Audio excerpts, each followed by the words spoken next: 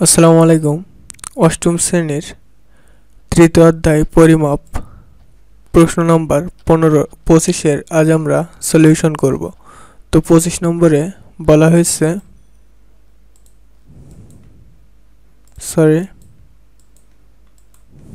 তো 25 নম্বরে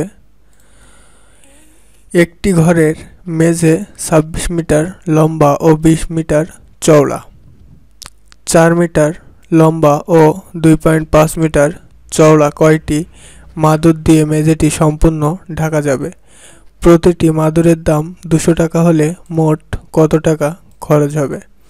তো ঘরটির মেঝে 26 মিটার লম্বা ও 20 মিটার চওড়া, তো এটি দেওয়া রয়েছে।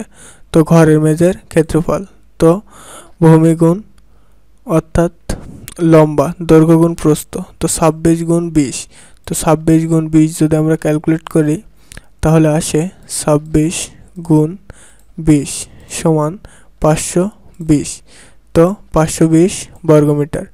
তো একটি মাদুর 4 মিটার লম্বা ও 2.5 মিটার চওড়া, তো একটি মাদুরের ক্ষেত্রফল, তো 4 গুণ 2.5, এইটা যদি আমরা গুণ করি তাহলে হবে 4 গুণ 2.5 সমান 10, তো 10 বর্গমিটার। তো আমাদের ঘরের মেঝের ক্ষেত্রফল বেরোলে 520 এবং একটি মাদুরের ক্ষেত্রফল বেরোলে 10 বর্গমিটার।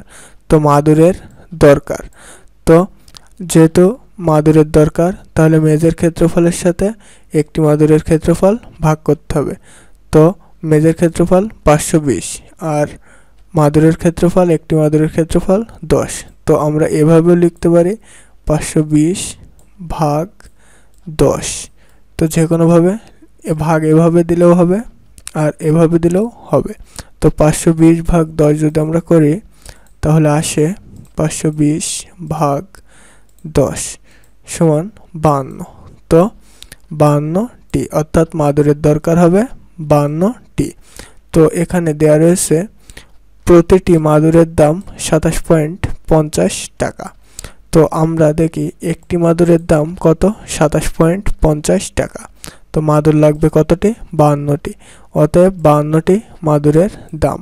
তো 27.50 গুণ 52, তো 27.50 গুণ 52 যদি আমরা ক্যালকুলেট করি 27.50 গুণ 52, তো 1430 টাকা। তো 1430 টাকা।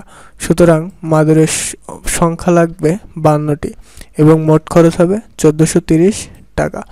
তো এই ছিল 25 নম্বর অঙ্কটি। তো যদি ভিডিওটি ভালো লাগে অবশ্যই লাইক, কমেন্ট এবং সাবস্ক্রাইব করার অনুরোধ রইল। 26 নম্বর অঙ্ক এই ভিডিওর এন্ড স্ক্রিনে খুব সুন্দর করে দেওয়া রয়েছে। তো যেহেতু এটা ক্লাস 8-এর একটি চ্যানেল, তো অবশ্যই ক্লাস 8-এর প্লাবন সবাই সাবস্ক্রাইব করার অনুরোধ রইল। আসসালামু আলাইকুম, থ্যাঙ্কস এভরিওয়ান।